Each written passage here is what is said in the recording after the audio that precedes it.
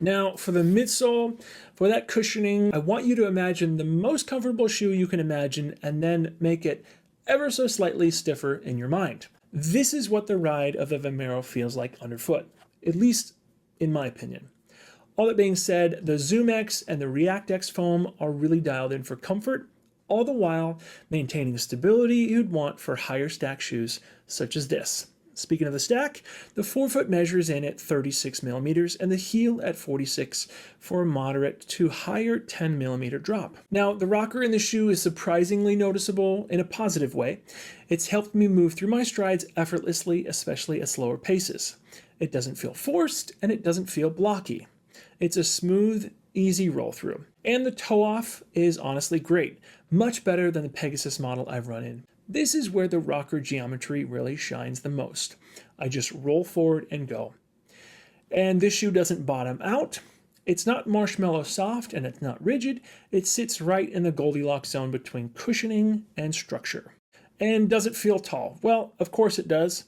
It is 46 millimeters of stack in the back, of course, but so does nearly every shoe in this category nowadays. It's the trade-off for comfort, and Nike handles it well. Now, is this shoe too soft or too firm? Well, I'd say neither. It's right in the middle.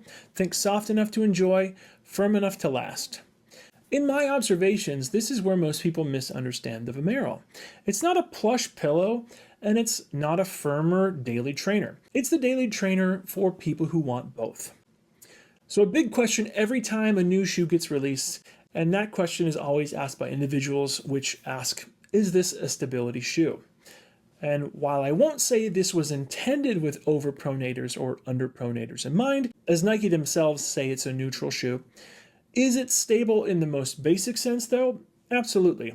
And it's worth noting it's more stable than the Infinity Run 4 for those of you who have run in that. And to me, it's far more stable than what I'd expect from a 46 millimeter heel stack.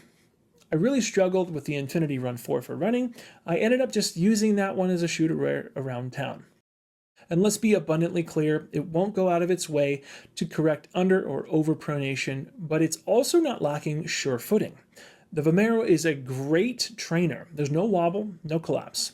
And for a tall shoe, it's incredibly controlled, no complaints.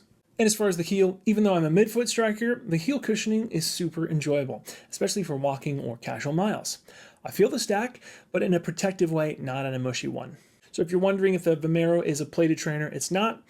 There's no assistance from a nylon, plastic, composite, or carbon fiber plate.